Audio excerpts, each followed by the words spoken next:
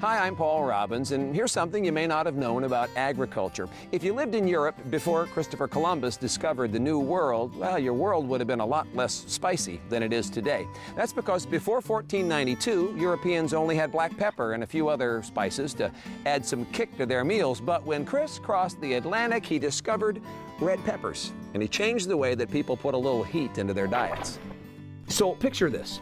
Christopher Columbus sails into the Caribbean and discovers the locals mixing either dried or fresh chili peppers into their food. Scientists say that the peppers had been cultivated throughout Central and South America dating way back to hundreds of years BC.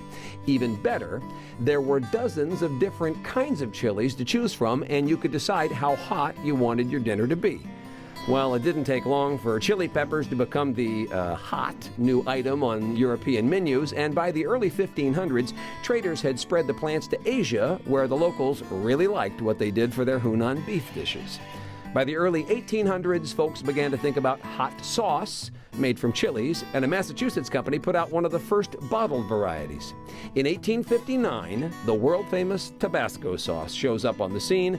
The Louisiana hot sauce is an instant hit and is still being made from an old family recipe.